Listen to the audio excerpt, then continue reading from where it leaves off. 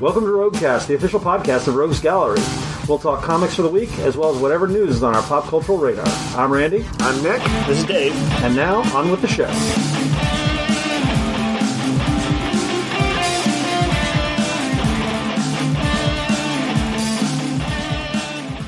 All right, welcome to another episode of the Roguecast. We come to you on the verge of a cold weather snap. Right. True. This is the last episode we'll have recorded before the Ice Age. Yes. The new Ice Age. Yeah, that's what I see. It's going to be like the cartoon. Yes. Which I've never seen, but there will be those characters will be around. Ray Romano will be a woolly mammoth, I believe. Yep. There'll be a little rat thing. There's a rat thing. I've seen two of those movies. I have no idea what happened in them. Ray Romano and the Rat Thing. Yeah, Ray Romano the Rat Thing. Basically the summation of it. Yes, that's what they're going. That's what they should have called it. Does Dennis Leary yes, do the Saber-Tooth Tiger? He's a Saber-Tooth Tiger. Yes, But he's basically doing Dennis Leary, right? Like he always does. I mean, like a kid version of it. He has never played himself more though than in Demolition Man. yes, He basically was doing his sketches. Yes, his comedy routine. You mean his rip-off of Bill Hicks? Kind of, yeah. All right. We have a decent set of comics this week. Before we get to that, though, let's talk about games. Yep. We got one of those unlock shorts, the little small unlocks. There's just one. I haven't tried those. Like the average unlock game is like about an hour. Yeah. I don't know what these are. Like 20, 30 minutes or something? I believe that these are about an hour. The deal is that originally unlock came as one box. Right. Then they made them all three in a box. Yep. And these are back to the one box. Oh, I see. So I don't think there's anything particularly... Okay, so it's still the main unlock thing. It's just not in the triple box. Right, exactly. Got it. This one's called The Ocean's Heart. Takes place in November 1800. As a captain drifts off to sleep in his cabin, a dream begins to take shape. Yeah, this is the one that sounded more of like a romantic-y kind of thing, Interesting, right? yeah. I want to say... yeah, since they've done, like, most of theirs are sort of adventure-based. Like, it's like tracking down a Bond villain. It's like, escaping the mad scientist laboratory or catching a spy or whatever. It makes sense to keep trying out genres. Yep. And they've done Star Wars, of course, and stuff, too. Yeah, it's a short and immersive, so maybe I'm wrong. Maybe it is shorter than the other ones. Yeah, I'll have to take a look. The Lord of the Rings Two Towers trick-taking game, the sequel to the very successful trick-taking game. It's a standalone continuation. You don't have to play the original one, but probably will. And it's got solo. Who the hell is Frodo? What is this shit? It's got solo 2-player and what's called the Road Goes Ever On mode, which is, I'm sure, continuing on from the previous one. Okay, not like a 5-hour game. Not a 5-hour game. Dixit Kids. Dixit is that one game where you have like art and you have to pick them. This is the theme of this is you're working together to invite as many guests as possible to the Swift Rabbit's big birthday party. Did you say the Swift Rabbit? Swift Rabbit. Is that a thing? And one of you, it's capitalized. Okay. One of you takes on the role of the Swift Rabbit. They visit a rabbit burrow and choose one of the rabbits to be their birthday guest. The Swift Rabbit then selects cards from their hand that match the guest's mood. That's the invitation. All the other players are courier rabbits. They have to deliver the invitation the Swift Rabbit didn't choose. So basically, it is Dixit, but you're trying to match the mood of the invitees. Of the invitees, yes. Okay. Yep. So if somebody's like, I'm a cranky pants, Yep. You're like, let's find some art or whatever that looks cranky pantsy. Exactly. Yep. And if someone says, I love life, then you're like, what's some art that says I love life? But they won't say any of that. They just put a card down and you have to guess at it. Yeah, it's the slyness. The Fallen RPG has a new book called Royal Flush, which is it says a road trip down the Sierras and the Mojave. Okay. So look at maybe even adventure as well. Okay. They're with the new season hitting and all that. Yep. There has been like a little a boom in the Fallout RPG, which has been around for years, but it kind of is taken off. Yeah. Well, it also doesn't help that our distributor wasn't carrying it, and I had to go direct to the manufacturer to get it. Yeah. Which is why we have that, and we also have the Star Trek Adventures 23rd Century Campaign Guide, which is new, and that is the focus on Archer.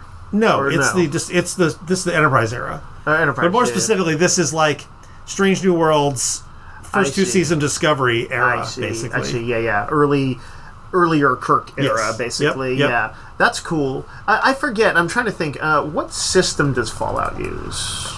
I think it's a 2D20, but I'm not positive. Is that? Yeah. Yep. And is that the same people who do the Star Trek one? Yep. Mm-hmm. So yeah, that rings a bell. Yep. We also got a new Blades in the Dark book. This is the Blades in the Dark is a system called Forge in the Dark. Yep. This one has 27 new factions, 100 heritage and background packages, and 13 innovations in technology. So it's a bunch of new stuff. Cool. For your because the Blades in the Dark, you're like warring thieves guilds, I believe. I think so. Yeah. Yeah.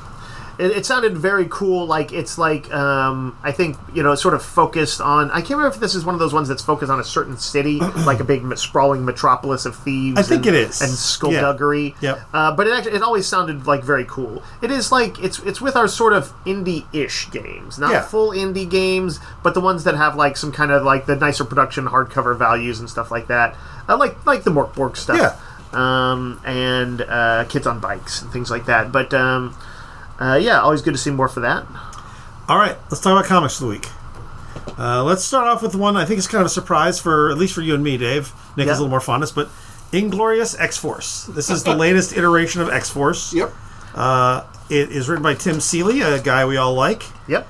The artist is Michael Sta. Maria. And the art's real good. Yeah, the art it is really nice. It reminds me of people like Butch Geis and maybe a little of I don't know. Some of those people that worked on Winter Soldier. Who was that artist? Who was the Winter Soldier artist? Butch Geis. Butch Geis. But no, there was somebody else in that mix too, wasn't there? I don't know. Butch Geis, the guy I was thinking of. Was it? Okay. Yep. But yeah, he's got that kind of realistic, a little noirish even at times. I'm looking at some of the shadows in here, but it's like superhero stuff too.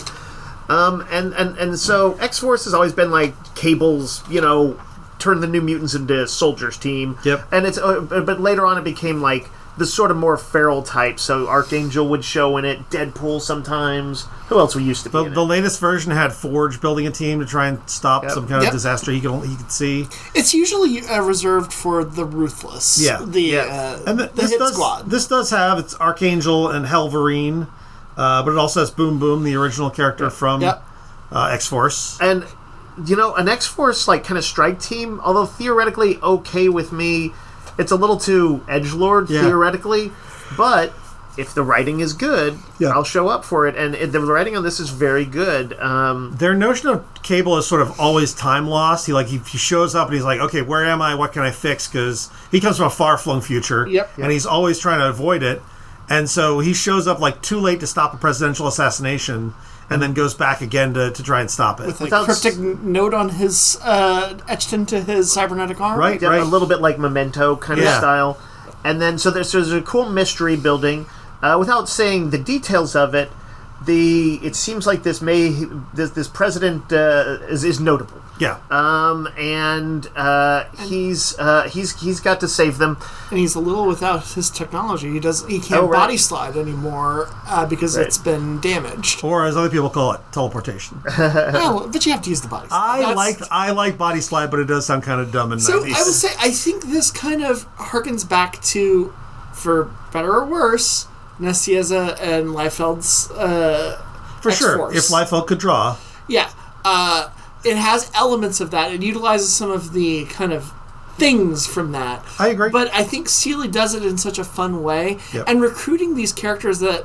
it's a very cool recruitment process. Helverine is not a character that I have None of us huge like this fondness character. for. Nope. I like Is it Daken? Daken, yeah. I think he's an interesting character that's come a long way. I don't like him either, but I like what they've done with him. I've seen him used well. I've also seen him be completely forgettable. Correct. But he's Wolverine's wastrel son. And here, like everybody in this, he's like the killer himbo. Yeah. Who's got like a dark past that he's sometimes trying to get past. Sometimes it seems like he doesn't care too much about it. Yeah. But I will applaud Seeley's use of Boom Boom because Boom Boom is like if Jubilee was like an adrenaline junkie and was like, oh, I'm okay with the violence. Yeah. A little bit more. And it was like, she's like, in some ways, like, she when he shows up, she's like, insta-in. Yeah. She's like, oh yeah, it was always the best times. I've been bored out of my mind. Doesn't she say he's the daddy figure that she says you're the parental figure / motivational speaker / adult babysitter I've always needed. Yes. Yeah. You've got let's see, Archangel. An Archangel, yeah, who's it seems like there's actually a really interesting scene of him having a board meeting, and because for his company, was Worthington Industries or whatever. Were the people behind the newest iteration? Was it X Factor? That was kind of like the weird kind of corporate team or whatever? Sponsored team. But it seems like they kind of a little meta acknowledged that book bombed. Yes. Mm-hmm. And so the corporate sponsors are like, hey, how are we going to move past this problem? And then they're like kind of criticizing him. They're like, the religious imagery of your wings that you used in some of the promo stuff isn't working anymore. It's getting old. Yeah, it's trending down. So he's kind of like not in a great place in his life, and you can see why, even with some reservations, he might be open to Cable's offer. Yeah, I just thought it was it's really well written, really fun, gorgeous art. If you have any fondness for these characters or the property, I think they do kick some ass in this too. This is an instant. Instant buy. And I'll say, neither Dave nor I are super X-Force fans, but we both enjoyed it. You bought all of the X-Force number ones. Nick, just because I was dumb when I was a kid doesn't mean I like X-Force. Also, by the way, there's a guest star in this. There's actually technically kind of two guest stars that are sort of from X-Men circles. Yep. And both of them are really good, well used, and they're kind of characters where I'm like, I wasn't sure how this one character would fit in with X-Force. I wouldn't think they would fit, but they do, and so I think this is worth the time. And there's a complete rethink of a X-Force villain organization. Oh, right. That I thought was a neat twist on the idea. Yep. So yeah, check this one out. All right. Also, in the Shadows of Tomorrow, the return of all the X-Men books. That's like the banner title for all the new sort of X direction. Yeah, the sort of relaunch after Age of Revelation. Yeah. There's a new Rogue miniseries. Okay, I wasn't sure if this was an ongoing or a mini. I don't know if it's an ongoing series, but it's a miniseries. We'll see. It's a pretty good first issue. I feel like it is probably a miniseries because it has a built-in story. Anyway, I think I'd ask this question. Remind me again, Erica Schultz. What has she written? Erica Schultz is the person. Most notably, she did Eve's Hallows Eve. Oh, the Hallows Eve. Yeah. Okay. So she's really good like that one. Yes. Yeah. And this finds her and Gambit fighting a giant possum kaiju. Yep. It's honestly, it's a goofy opening that isn't what I like about it. Yeah. Even though I like possums and all that stuff. But it's kind of that's the cold open. Yeah. Is kind of her fighting because they're in Louisiana, and it's like there's a little bit of fun with like a Louisiana monster. You're catching the tail end of some adventure. Yep. But I think the cold open also shows how Rogue has evolved into being kind of the leader. She is addressing all of her students, which I actually found more compelling. They were more interesting to me in this than they are in Uncanny X-Men. Agreed. Yeah. Yeah, unfortunately. And the interesting thing is, though, she starts having these kind of weird flashes of a time in her Brotherhood of Mutants past. Yeah. Where she's like, oh, here's an image of Sabretooth killing somebody, but in her memory, she's Sabretooth-like. Yeah. And there's sometimes it's her that's being killed. But since she can, absorb memories and stuff like that, we're like, okay, it clearly has probably something to do with that. I thought that when she came to Xavier, her mind was all screwed up and her powers and so the idea of like her having some spot amnesia was really good. It's a really good evolution of the concept. It absolutely makes sense. And I'm invested in the mystery. I'm curious where they're going with it. And I like the relationship with Gambit. Yeah. I like that they're married. I like that they have a healthy relationship. The one gripe I have, and it's not really a gripe so much as Dave and I both, we were looking at she's like, Wonder Man's invulnerability has saved me. We're like, Wonder Man? What are you talking about? You got that from Carol.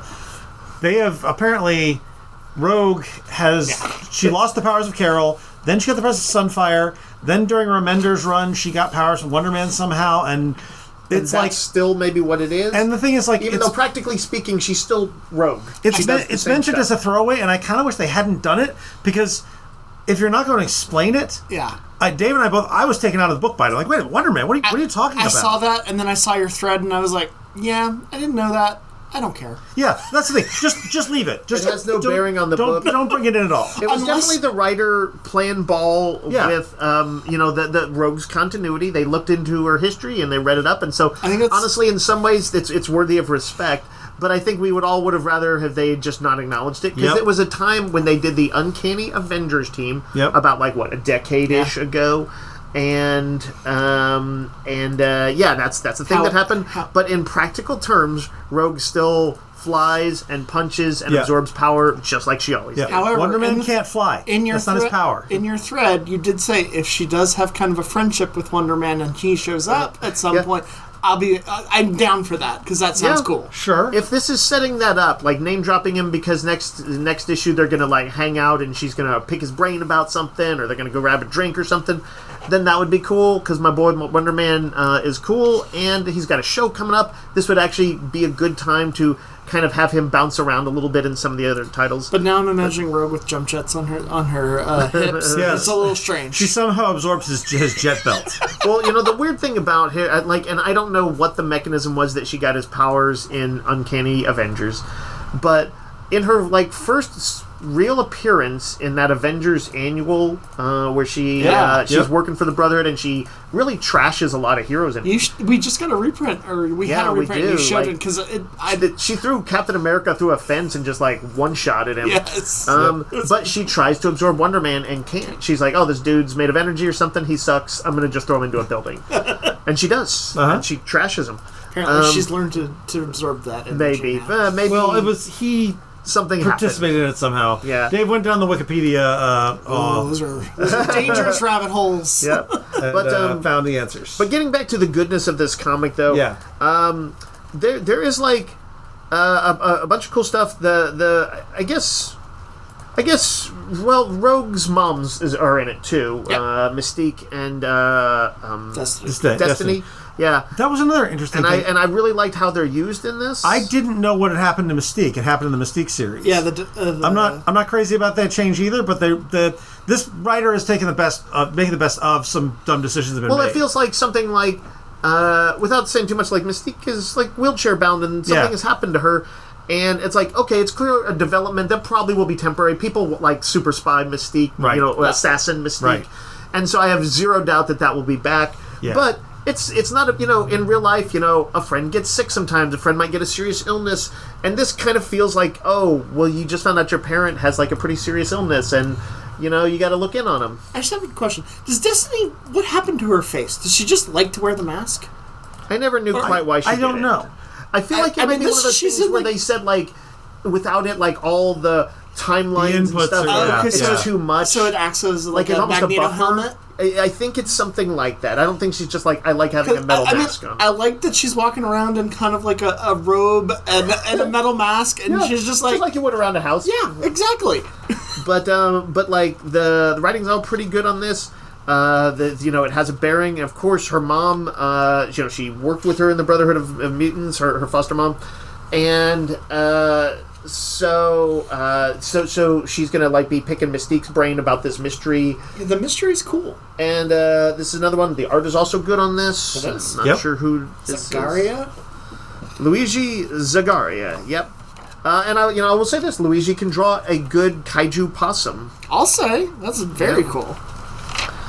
But it was a good surprise for me. I don't tend to like the X-Men books solo, and I have my doubts as to whether Rogue, even though I think she's a great character, I love her in team books, I don't know that she can at length support a book. So I kind of hope this will be a miniseries. I think that might be better.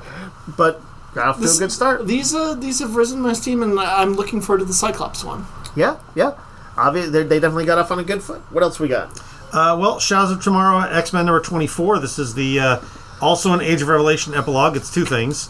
Right. This is a focus on the bad guys, 3K, the new sort of mutant radical group. Is it set in the present, or is it set in the present? Yeah, it's set in the present. But it involves the evil beast who was sent back. It was in Age of Revelation. And also has... Am I correct? So in our current timeline, yes, regular Beast is around. The Beastie-like, but also Evil Beast. And Evil Beast. Yes. Well, here's the thing: the Evil Beast is the Beast that's been around forever. He is the original. Remember, they did the whole time travel. Right. Without getting too much into that, though, with just saying there's a good Beast and an Evil Beast. Yes. Are they both around? Yes. And does it feel like they're wanting Evil Beast to be a regular, recurring player? Yes. He's definitely a big bad guy. Man, I don't like it. I don't like it. McKay needs work on his bad guys, but he's utilizing very much well-known bad guys. He brings in Joseph, the Magneto clone, which is interesting. Cassandra Nova, and then this dude Wire, who he created, who's like the head of their alternate X-Men. And then there's the woman named Astra, which I She's did not... Joseph's mother. I don't know who she is. Yeah, I don't know this character, but it makes me kind of want to look, but I'm also... At any rate, there's a lot of villain... This is basically a lot of villain drama. Yep. So I am not reading this because while I have liked and sometimes really liked McKay's run, I don't have the Age of Revelation connection. I skipped over that. And when's it coming back to regular? Well, they are setting these guys up to be major bad guys for the next arc. Yep. So okay. This is regular. Are they? They're mostly not from Age of Revelation Future. No, they're all modern day. Okay. They're drawing on something from Age of Revelation. I'll probably give it a read then, so I'm up on it because I mostly have liked his run. I could have ultimately done without the Age of Revelation.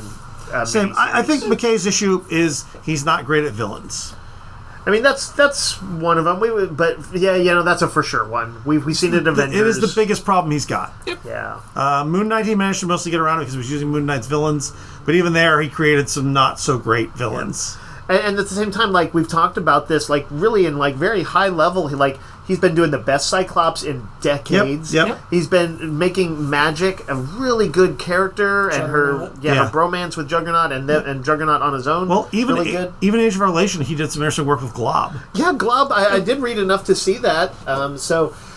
It's like I kind of get it. Like how it's nice to have somebody more interested in the heroes. When you're more interested in the villains, you get sort of the Tim Burton effect. Yeah. And I don't necessarily want movies comics that are just about the villains. Sure. But obviously, he could be better. Yeah. Yeah. And then this is not part of the Shadows of Tomorrow because it is set in the past. But Psylocke Ninja is a new miniseries from Tim Seeley that is going back to right when Psylocke became Ninja Psylocke. Became like the ninja one, that we know. And got recruited. This is how she got recruited into the Hand, and her first mission involves her going up against a former Hand assassin. You can probably guess who that is. Yep. I like this. This is harkening back to some of my X-Men. Yep. I love the Outback era. It is an interesting look at this. It turns around, it's an Uncanny X-Men 251. Yep. The book opens with previously an Uncanny X-Men 251, so it is definitely jumping right in to fill in the gap. Yep. I kind of like that artwork. It reminds me a little bit of Leinil Francis Yu. Yeah, I can see that. It's like not my favorite, but I do kind of like it. It's Nico Leon. And there's a cool guest star. There's another supervillain who guest stars who's pretty notable. And you know what? I skipped this because that is not my era, and I don't really have much interest in it. But the Siege Perilous and all that, I was like, what? Yep. What?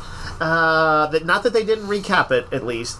But because it's Seeley, and he did such a good job on Inglorious X-Force this week, I will make a point to read this now. I think it is utilizing kind of the mentality of that era. Yeah. So he is kind of replicating the feel of it. I get that. I get that. So it's not as snappy as X-Force. Right. It's not him doing wholly himself. Correct. But I really dug it. If you're a fan of that era, I think this is a really cool lost story. Yeah.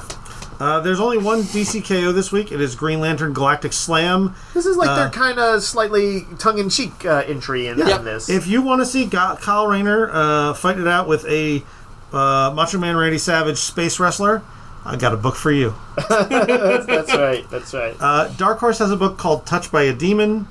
Did you read this, Dave? Did you get a chance to read through this? No, I only know sort of. I'm going to just say the premise that I got from making the solicit for it. Man, I really do like the artwork in this. It's cute. It's very beautiful. It's funny. It looks like that sort of Steven Universe-y kind of vibe. Yeah. But I saw people dropping the F-bombs all over the place in this. And it is apparently about a low-level demon dissatisfied with his work in hell, who decides he maybe wants to try and earn a spot back in heaven. So he becomes a life coach for humans. And I guess, twisted wackiness ensues. I think this may hit for some people. That's a funny... the hell is other people famous line. Mm-hmm. Yeah. I forget who said it, but some smart ass. Sartre, I think. I think it might have actually been, yeah. There's this bit down in hell with all the demons at like some party, and you get his internal narration, and he's like, hell is other demons. That's pretty good. It's a nice spin on it. That's good. Yeah. Some other demon tells him to go to heaven. The demons laughing at it is pretty funny. Check it out, Randy. That's a really fun art It's a good style. panel. I like the art style. I haven't read it yet, but I think it's going to connect with some people who are looking for some kind of dark, a little more twisted, but still adorable. Comic. Yeah. Ignition Press has Bloodland #1. This is a story of a corrupt U.S. president signing on with European vampires to enforce his dictatorial style. Not at all based on any real events. It's a very bloody, dark, sort of political crime book. Vampire political crime book is right. I know that it's will also be about the sort of resistance against him building up. Again, I don't know, people what's the as yet incomplete robot White House book? White House Robot Romance. It literally is called White House Robot Romance. Yep. But yes, if you're looking for kind of a darker thriller that has some echoes of that, then Bloodland might be your thing. Captain America #6 is the start of Doom's Shadow. This is a story, because the previous arc that Zdarsky had done was sort of a story from the past that he created.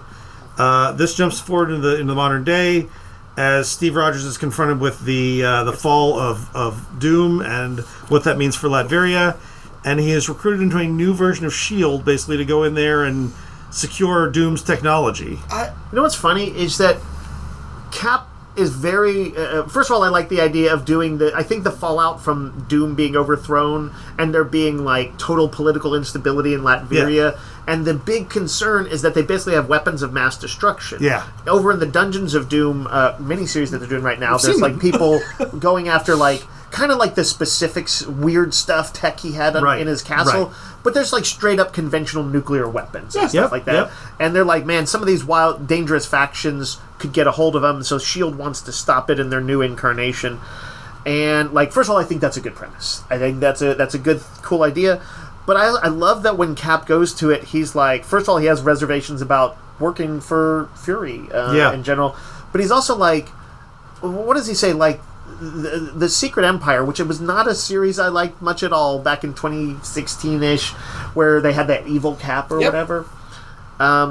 He recalls that, though. And as a historical reference, it's okay, because he's like, I don't want that happening again. He's like, last time I worked for S.H.I.E.L.D., this happened. Yep. Zdarsky is able to kind of intertwine a lot of history from other books, previous history. There's also a character that shows up in here that apparently was in his Avengers, the McKay's Avengers run, which I have not been paying attention to. But I thought this was probably going to be my pick of the week. Yeah, it's this or something else. There's one or two edging close to it for me.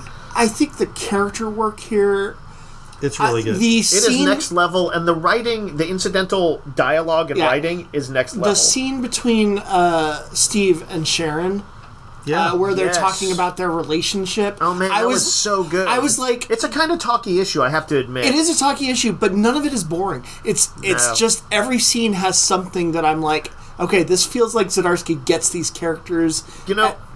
Yeah, I agree. There's this really kind of perfect, and I don't want to I won't spoil the overall conversation, but the part of the topic of it is that kind of thing that has to come up in all superhero comics, which is that they're both kind of like superhero adventurers, and their lives are always being pulled apart, and so it's hard to build a relationship around that.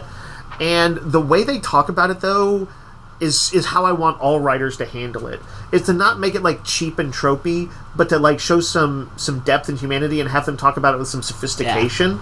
I'm they were talking grown-ups here. Yeah. And it was refreshing. It was a really interesting conversation that didn't go where I thought it was going to. You know what? There's something from the beginning that I really liked. There's a couple little bits. People don't tend to get very political with Cap. Well, except for Mark Grunwald. Yeah. Well, I guess some people do get political with Cap. They do. But... Zdarsky has some really subtle stuff. Steve's in a bar, and he asks the bartender to change the TV station, and he's like, "Miss, would you mind putting in the game?" And they say, not a miss, but happy to oblige. And he's like, apologies and thank you. That would drive some people crazy, because it's Cap basically accepting someone's gender and apologizing. Yeah. He's not a grumpy old boomer. Correct. And I like that little bit. And then he hears these finance bros talking about, well, we just need a slightly more controllable supervillain. Basically, they were like, Doom himself is a megalomaniac, and having him in control was wrong. But if you took somebody with power and you manipulated them, we could totally run things. I wish that conversation wasn't at all based in real world. Well, what's great is that Steve, everyone thinks of Cap as like this very lawful good type guy, and he basically he's overhearing it and getting madder, and he's like, get out of this bar, and starts a bar fight and gets arrested. I love that version of Steve. Yep. That is who I came in reading when he basically got thrown in jail and gave up the Cap suit. And gave up the Cap suit. Like, the people who write Cap as if, like they did in X-Men 97, as if he is a rule-following version of the U.S. government. It's not Cap. Yeah. They don't get Cap. It's kind of like the way Frank Miller wrote Superman in Dark Knight Returns. Yes, exactly like that, yes. And you're just like, what's up? Do you guys... It's like they are buying into the cliche that, honestly, non-fans think. Yeah. And, like, you're revealing yourself to, like, not really know these characters sometimes. Yes, actually, absolutely. But, by the way, that scene you were talking about in the bar with the trans bartender, it goes by real quick, and I was like, oh, are they going to make some point about this? But, like, no, it's kind of just, like, showing how casually Cap's just like, oh, yeah, my bad. My bad, yeah. And literally...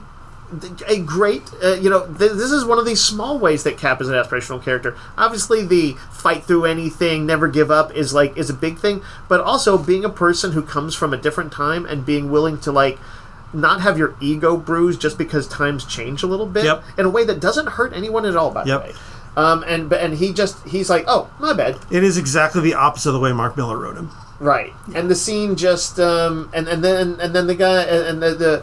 But he gets dressed down by Sam and Tony a little bit. A little bit. They both kind of bail him out. I love that Sam's like, I thought they'd see the uniform and let you out, but then they wanted money, so I called Tony. And there's some great dialogue throughout that. Like I just looked at one panel in here, and was it why can't I suddenly say Sam is saying, well, before I got the call that a living legend was sitting in a jail cell.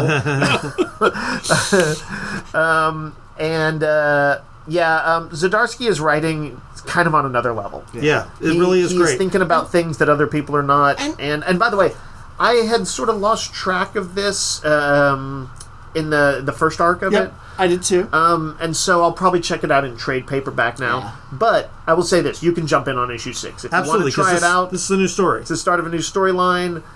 It does move. Basically, that had been set in the past, roughly in the war in Afghanistan era. Yeah. This is set in the present, and it could have practically been a number 1. Yep. So definitely check out Cap number 6 if you are even remotely curious. If you like Winter Soldier type stuff. Yep. Yeah. If you like that Cap, this is worth checking out. Yep. Best Cap we've had in a while. Wiccan Witch's Road gets a second issue. Yep. As does Hulk Smash Everything. As does X-Men of Apocalypse. Mm-hmm. All those get their second issues. Is X-Men of Apocalypse, is that Jeff Loeb's one? Yep. Yeah. Okay. Mortal Thor number 6 is an unpowered Thor fighting Cobra in the Reptile House. Oh, that sounds fun. It's Cobra, a lot. God, I hear Cobra, and I can only think J. Joe. It's the Cobra who worked with Mr. Hyde and all that. Yep. It is a really fun story. I really like. Basically, Donald Blake. Sorry, did you say the Reptile House or a Reptile House? The Reptile House. What's the Reptile House? No, a Reptile House. It's, okay. At a zoo. Oh, yeah. Cobra has loosed a bunch of snakes. You know how there's a Serpent Society and all that? I was like, oh, is that like the cool name of their base? No, it's just a Reptile House. A Reptile House. Anyway, I'm really enjoying what Al Ewing is doing with Mortal Thor. Snake Farm.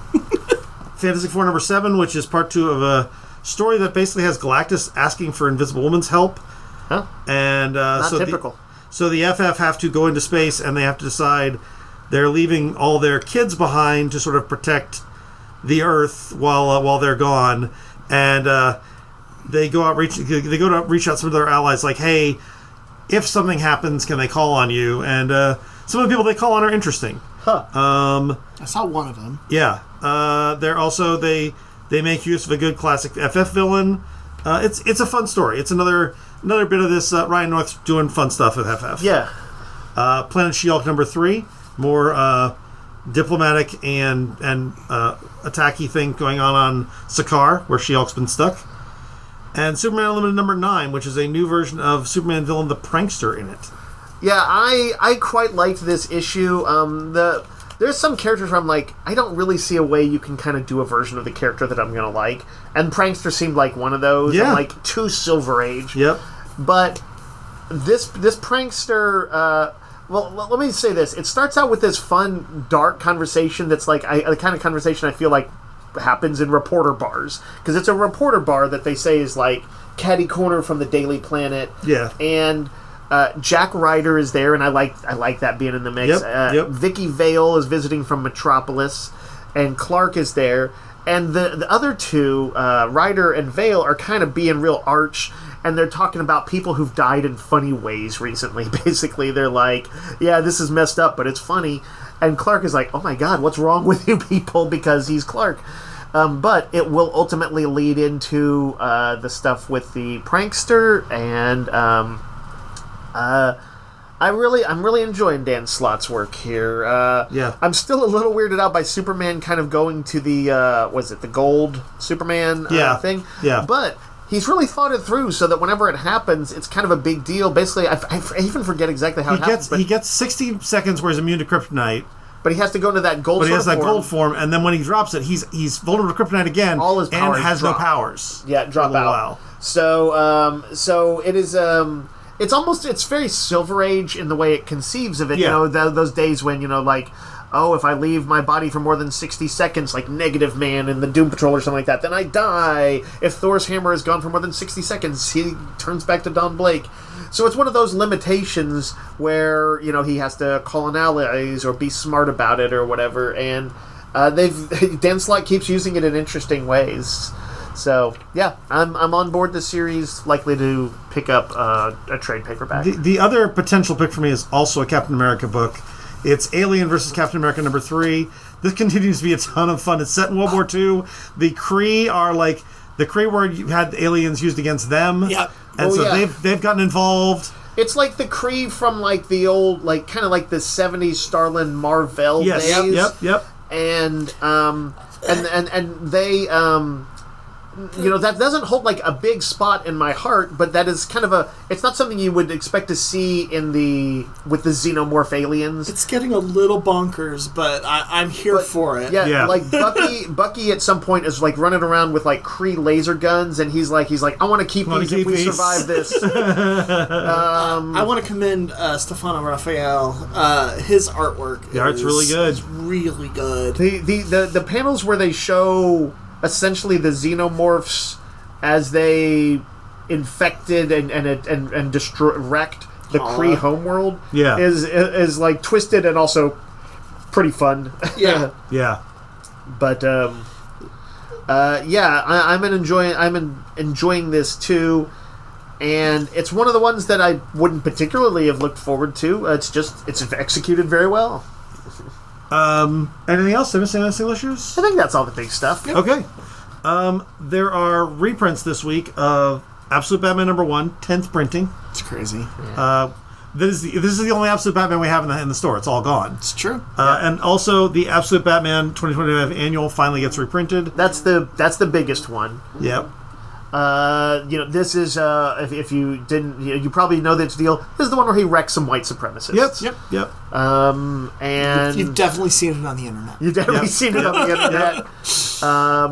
And it is a very good issue too. It is. Like I think it lives up to the hype, and it was an interesting and kind of thoughtful story. And there's some other stories in there as well. Mm-hmm.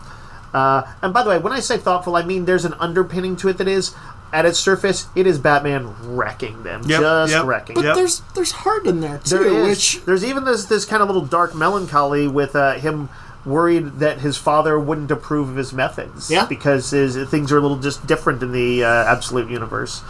But Bruce is one thing I guess common still cares about what his parents would have thought. We are putting a one per person limit on those. Right, yes, right. Yeah. Even though it's a reprint, we know a lot of people missed it, and we got a lot of them, but it's going to go fast. So if you do want one, please let us know. Call, text, drop us an email, whatever. We also have a fair amount of trades this week. Batman Gotham by Gaslight Compact Edition. I believe this has the original Gotham by Gaslight as well as the Master of the Future. Cool. Yep. The Beauty, Book 1. This is the story about a venereal disease that makes you beautiful and then kills you. Just in time for the Amazon Prime show?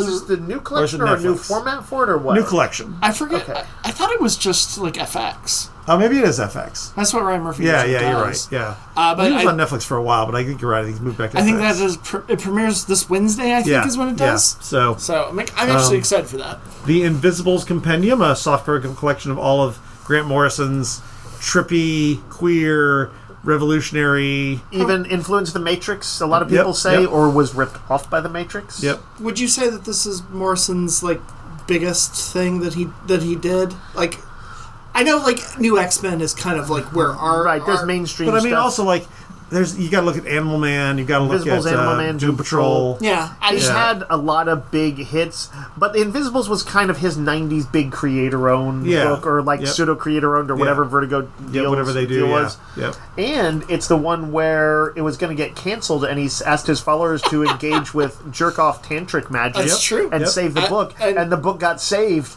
And so you be the judge. But like I know that it had that sort of meta-contextual thing that he loves, probably at its peak level for him, where like I think he also like his cat was at one point dying, and he was doing that ritual magic stuff. And he like made some sort of deal with like the not God, but with the beings that govern the universe or whatever. Yep. That if they saved his cat, that he would write like the embodiment of like cancer or whatever the thing his cat had into the book as a character and immortalize it. And he said both things happened. The cat got better, and he created a memorable villain out of that concept. I'll be honest, I've read the first trade of Invisibles. I don't think I've even read that. I didn't know if it like was quite my thing. But yeah, over the years, I'm like, it does seem like it's one of his big works. It's one of his statements about life and magic and reality, and how like, you know, we can be, if there's anything to do with the Matrix, something about like the way we're enslaved by institutions and things like that. It sounds like something here. And I do kind of want to check it out. It's his version of action adventure with a character. Who's his lead character in it? Oh, King Mob. King Mob. I think King Mob is one of those Gary Stu characters. And you said this is all of it? I believe this is all of it, yes. That's impressive, because I thought that was like a 10-volume. Yeah. It's not short. I mean, it doesn't say volume 1, so... Okay, that's cool. I could be wrong, I don't know. But that's notable. We got the King Kong The Great War. This is a King Kong story from World War I believe. Oh. This is a graphic novel? Yep. Was it a miniseries? It was a miniseries previously. Oh, okay. I had missed that one. Yep. But that's kind of fun. They did, is it based on the movies and all that stuff? No. It's an original thing from, I believe Dynamite did it. Okay, because I know that, like, Vietnam was such an integral part of Skull Island. No, this is in World War I. There's soldiers, dinosaurs. It's That sounds cool. Yep. Sounds cool. We got Resurrection Man, Quantum Karma.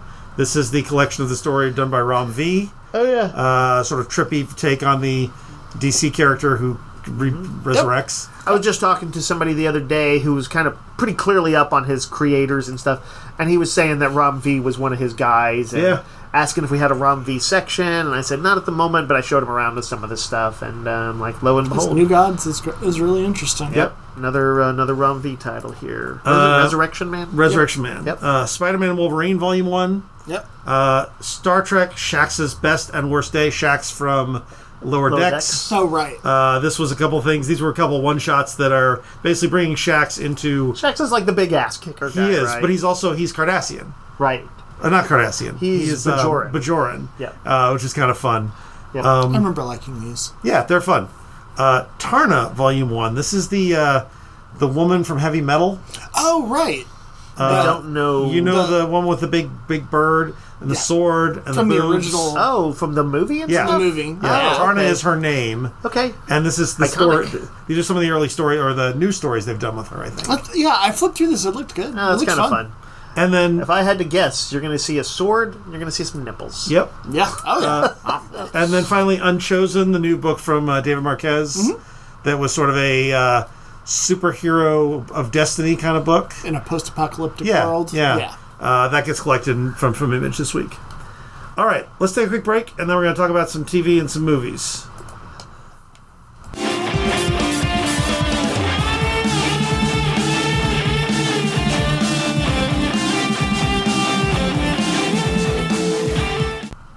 All right, so first Nick and I are going to talk about a Peacock show called Ponies. Yep.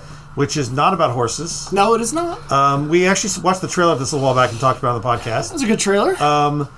It is a 8-episode show? It is. It's 8 episodes. So I'm halfway through, and you've seen all of it? Yep, I watched it all. So this is, it's set in the 1980s, during the height of the Cold War. Yep. Early 80s, I think. 1977. Oh, it's in the 70s? Mm-hmm. Man, it feels so 80s.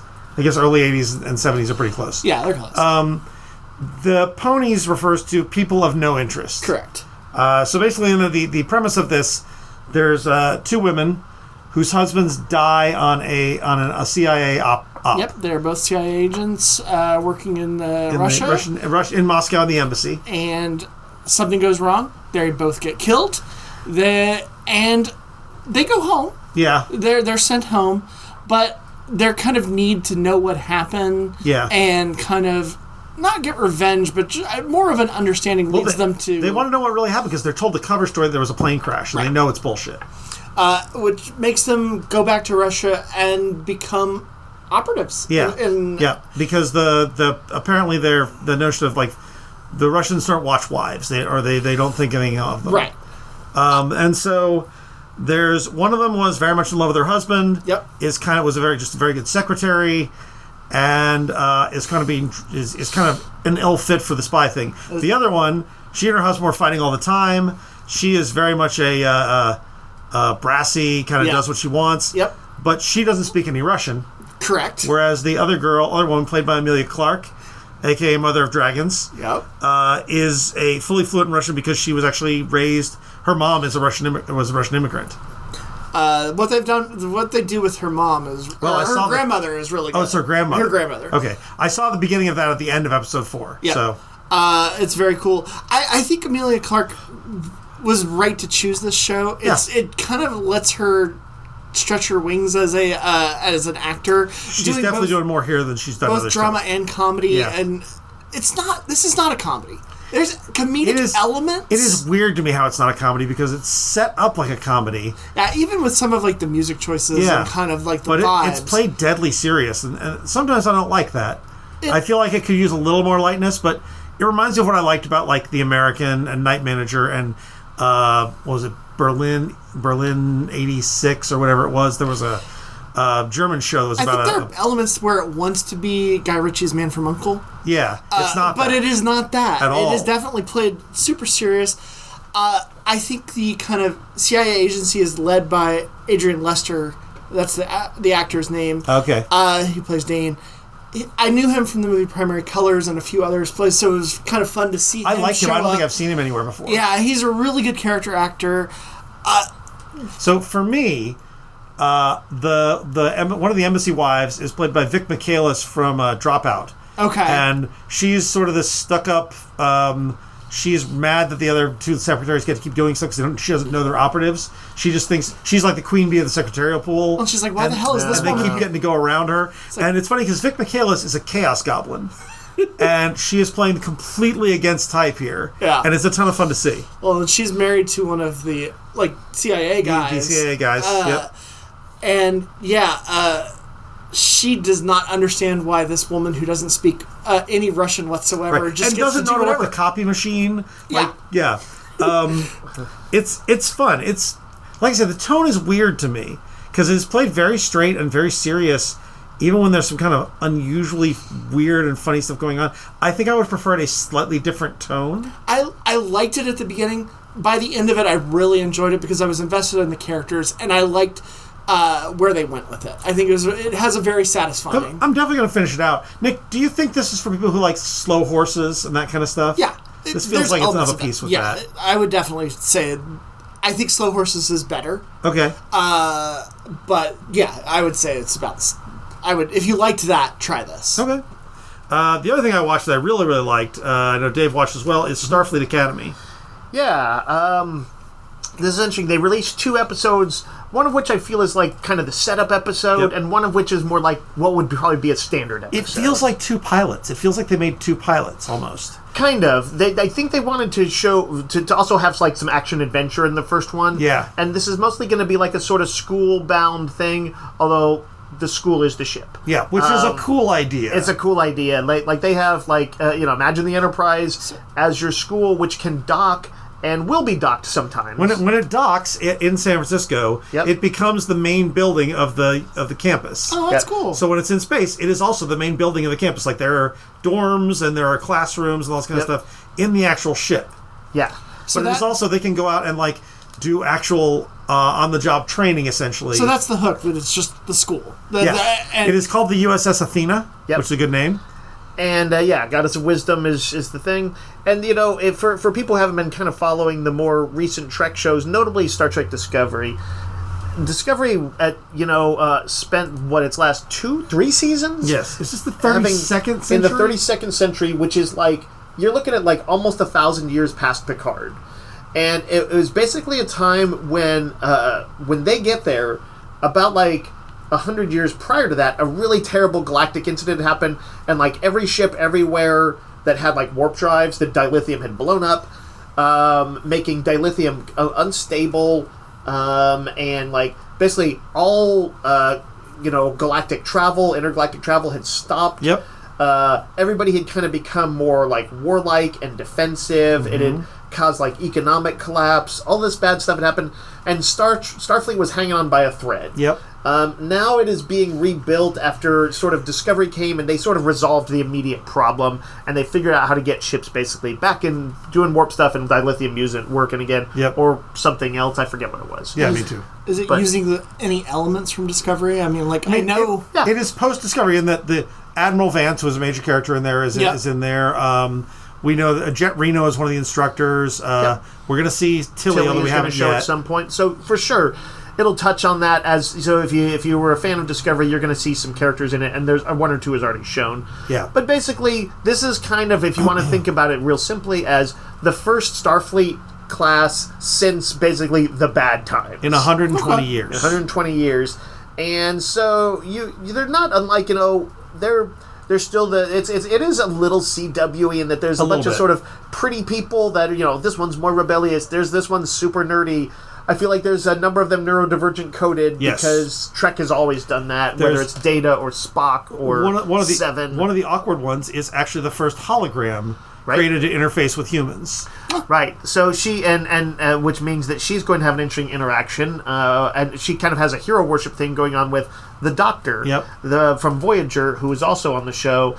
In a new incarnation, 1,000 years past his time. I like that they gave him. They're like, why do you look older? You're a hologram. And he's like, about 400 years ago, I introduced an aging program to make people more comfortable with me. Yeah, I was like, that's a really clever workaround. Just a one-line drop. I'm like, perfect, great. This is Robert Picardo, right? Yes, Robert I've Picardo. seen them do that before with those kind of things, and usually that's all you need. Yep. Fans are gonna be forgiving. We want to see the Doctor. Yep. He's a funny smartass, and I don't need a full episode. I just need one line. Also, he's way into opera. He's running the opera club at. I don't know if you know this, Randy. I double checked this. Robert Picardo himself is a big opera buff. Yes, I knew this. He actually has training and stuff. Yeah. And so they let the Doctor do some singing. Yeah. So is there an overall villain? Yes. The villain is played with wild relish that maybe borders on hammy. Borders on hammy, yeah. By Paul Giamatti. He is a alien. We don't know what alien race.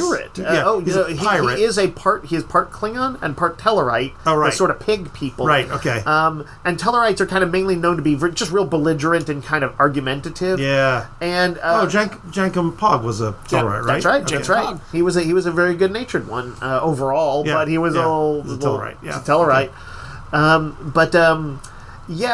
So the central story here, Holly Hunter is the captain of the USS Athena, and also she's Chancellor of Starfleet Academy. Principal, whatever. And she has an interaction with this little boy who's maybe 8. Yeah, something like that. This is during the burn, and basically that was the time when all the dilithium went. The space pirate played by Giamatti basically killed the Starfleet pilot and stole his supplies to feed this woman's son. And he dragged her into a crime murder thing, and as a result, Starfleet separates her from her son in the very opening sequence. Right, she didn't know that she was going to get involved. She wasn't go kill for food. No, she took the food, and then she found out she had been basically made an accomplice to murder. Right. Okay. So they open up with Giamatti's being sentenced by Holly Hunter's lead character, and she basically says... This is arguably in the dark times when Starfleet is much more militaristic. And she says the best she can do is that the woman's going to be sent to a rehabilitation camp, and the son is going to become a ward of the Federation, which is like the big betrayal, and the kid escapes and goes on the run for the next 20 years. Okay. Right. So jump ahead, within 10 minutes of the show, they've jumped ahead to the present. Yep.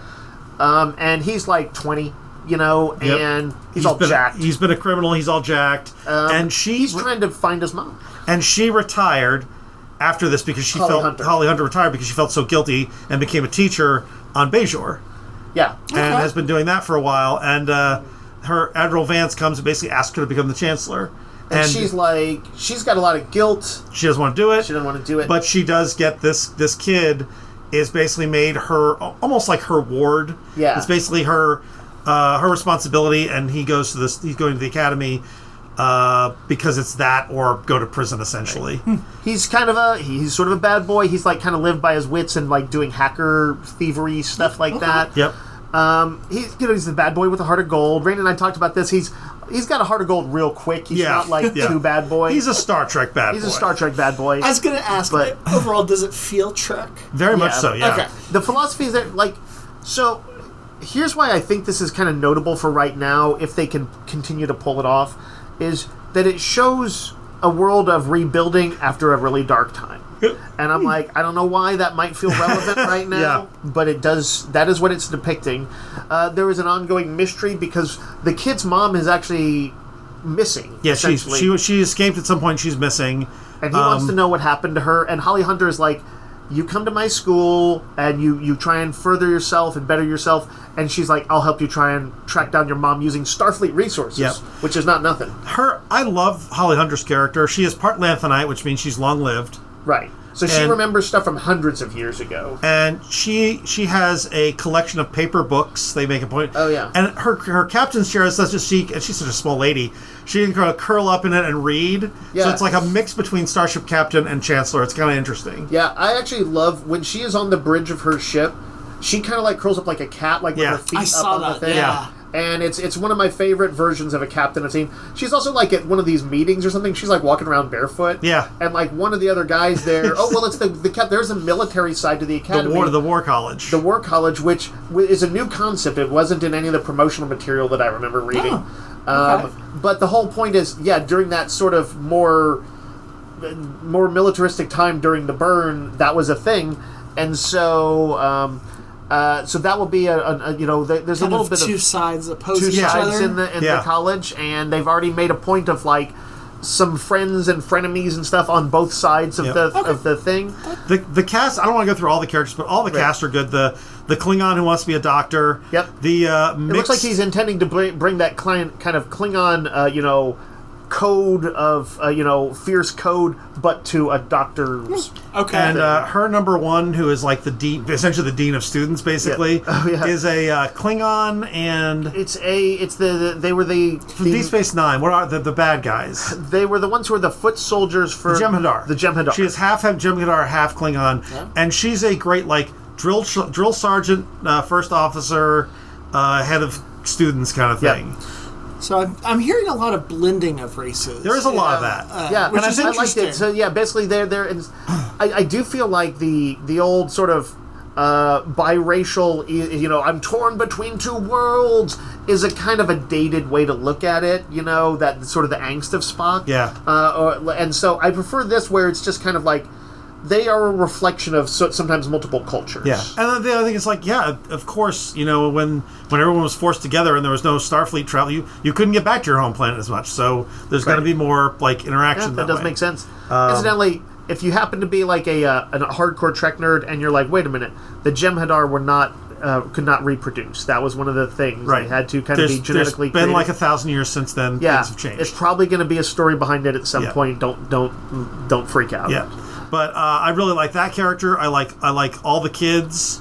Yep. I am really happy with this cast, and it is like you said, the theme of things went bad, can we put things back together really works. Yep. I found myself getting emotional during some of these shows. I thought they did a really good job with it. Right. And I think we would both also agree that it's a little tropey, and that, like, even some of the jokes corny sometimes. kind of are a little corny in that Star Trek way. The lead character has an instant dislike of this, like, a dude who's basically the preppy guy. Yep. He's like, I'm going to be a captain. And they are like, they're forced to room together. Yeah. It's a little goofy, but it's a classic trope. It works. The second episode, I just want to real quick say, it has something I think really interesting that happens in it with Betazoids. Betazoids, yeah. You kind of find out what happened to them after the burn, and it's sort of they're going to be important. Yeah. Most people know him as Counselor Troy from TNG. It was her weird rituals, and if on that planet you get married naked, and the mom has a bunch of weird titles and all that stuff. Yep. They were kind of tongue in cheek. Yeah. Here, the Betazoids are treated more seriously. I mean, they're still Betazoids. They have the sort of low-level empathic telepathy to varying degrees, but there's clearly one of them that's going to be a potential love interest. But there's also, there's a bigger story with what is developing with them and the future of the Federation. Yeah. And I think it's really, really interesting. The students are privy to sort of some of the debates going on. Yeah. And I kind of like that idea, too, that, these kids might be allowed to and, have thoughts on the direction of Starfleet. Yeah, there's also something nice about seeing younger people brought into the running a world they're going to want to grow up in. Yep. I don't know why that would resonate either. It's a crazy idea, but Star Trek is supposed to show us how things might be. Yeah. How we could try to be. I was, to be honest, coming into this, I fell off of Strange New Worlds, which I once loved. Yep. I thought Discovery was hit and miss quite often. And because CBS is so scummy. And because CBS is so scummy, I think, now. Dave, you and I were both like, I don't want to like it. Right, I was hoping, honestly, it would be kind of mid or bad, and I would just be able to, I'm just like, you know what? I hate to do it, but I'm just right off Trek for a while. Yeah. Instead, it's pretty good. It's pretty good. Yeah. So, I really liked I'm it. on board, and maybe it'll show us who we can be. Yep. Nick, you watched a couple of Netflix's most recent movies? Yes, one movie and one series. The Agatha Christie it's is a series? limited 3-episode series. I thought it was a movie. So let's talk about that for a second. Yeah.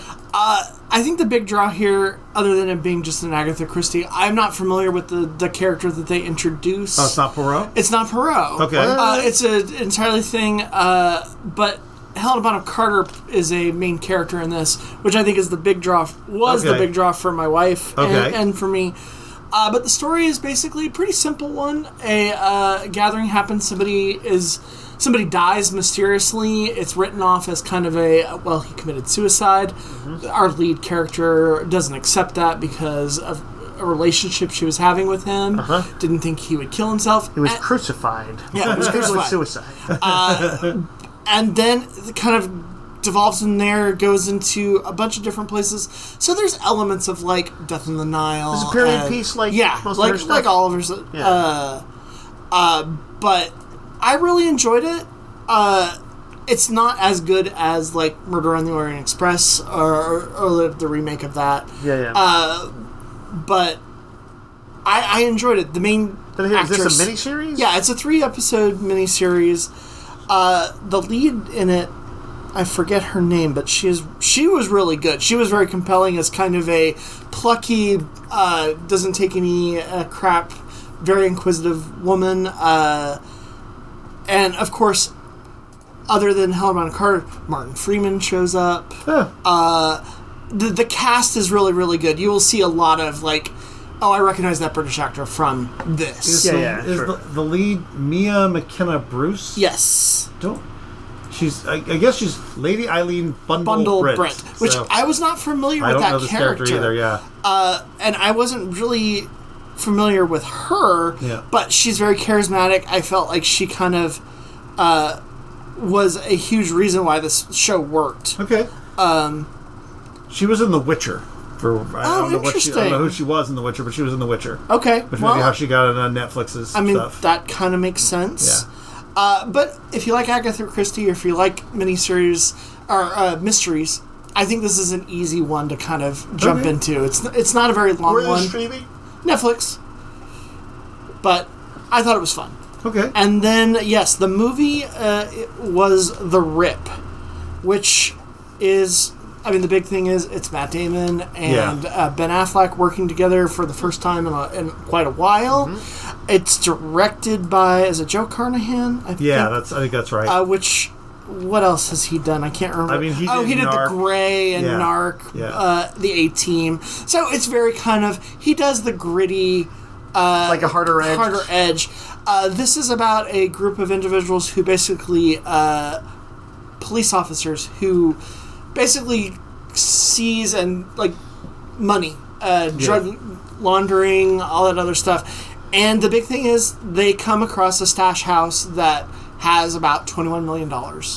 And there is a lot of, is this guy a bad guy? Is he flipped? Is he working with somebody else? The cast in this is kind of insane. Mm-hmm. It not only is Matt Damon and Ben Affleck, it's also Stephen Yeun, who I think is such an underutilized actor. He is so good at whatever he does. Yep. It also has Remind me who Stephen Yeun is. He was in Walking Dead. He was on Walking Dead, but he was also in that Netflix show. But that's what Dave's seen. Yeah, I know. But what was that?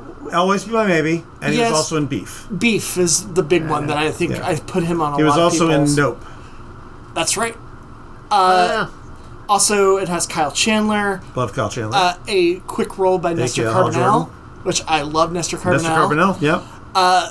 But it all kind of comes down to who do you trust. And I think Carnahan does that pretty well. There's a lot of switches and kind of like he threads the needle, I think, pretty well on getting you to believe that some of these cops may be dirty. And there was good action. I definitely think it's getting good reviews from places, but I think it's a fun action flick that's worth an hour and a half. Or actually, I think it might be 2 hours. Okay. But I dug it. I'm not really in the cop movie tank right now for obvious reasons. Yeah. But I still think there can be good cops. I don't know if I necessarily... Sure. But there could be good cops in fiction. There could be good cops in fiction. And I think that's kind of what this is. And also, I just thought the craft was there. The story was interesting. The characters were interesting. Matt Damon does an amazing job as his character. And Ben Affleck is just charismatic. I've always felt that. I've watched most of his movies. I just felt he was a meathead.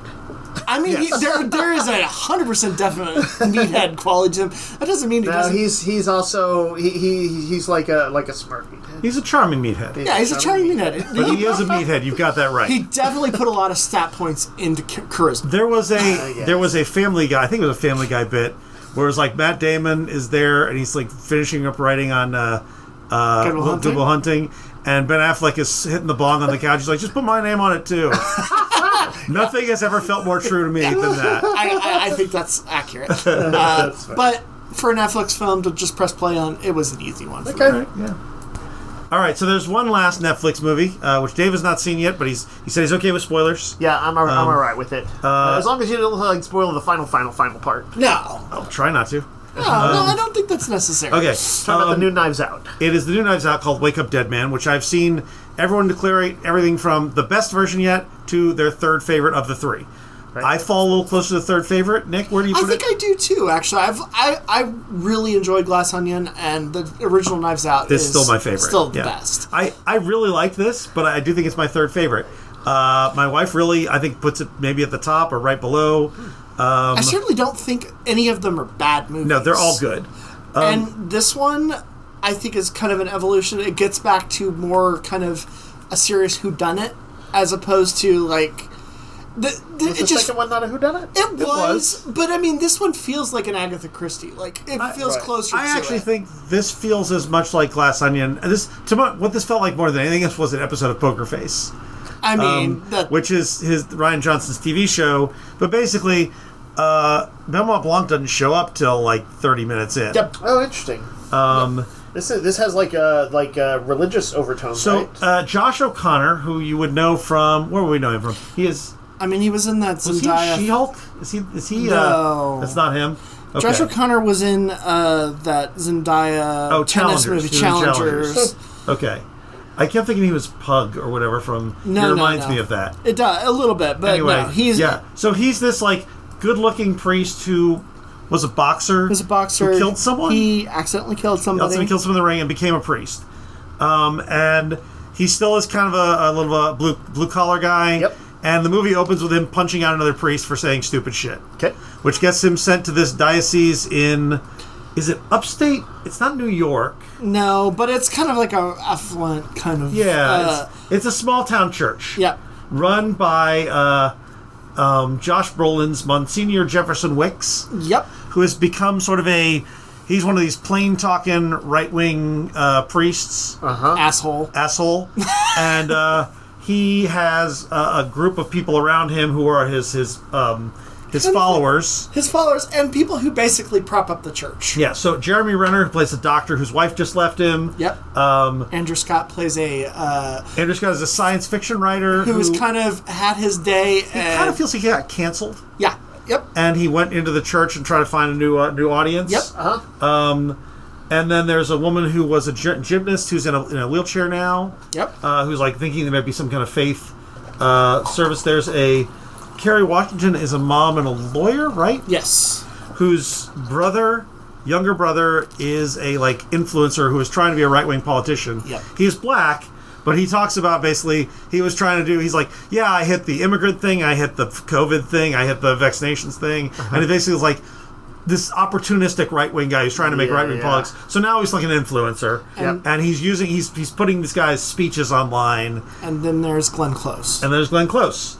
Who is married to Thomas Hayden Church's groundskeeper. Yep. And she is a lifelong member of this diocese. She plays the organ and all this kind of stuff, and she worships Josh Brolin's character. Brolin is basically an asshole to Josh O'Connor, who's sent to be his assistant, but he sees correctly that this guy is like meant to be his replacement. Yeah. And so Josh Brolin's character dies in what seems like a locked room mystery. He dies in a room. I remember that even from the trailer. And so they're trying to figure out what happened. And Mila Kunis plays the local chief of police. I love Mila Kunis. And they bring in Daniel Craig, Benoit Blanc. Yep.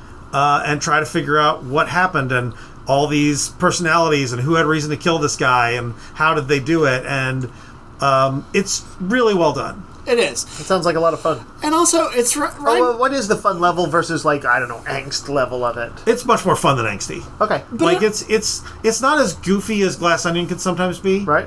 But it's probably closer to the original Knives Out in terms of, like... Yeah. It's also wrestling with some pretty big ideas. I mean, it's basically about faith and kind of spirituality and the church... But it's also about power and manipulating others. Yeah. And if you thought maybe of him as sort of a Trumpian leader, you would not be far off the mark. Sure. Yeah.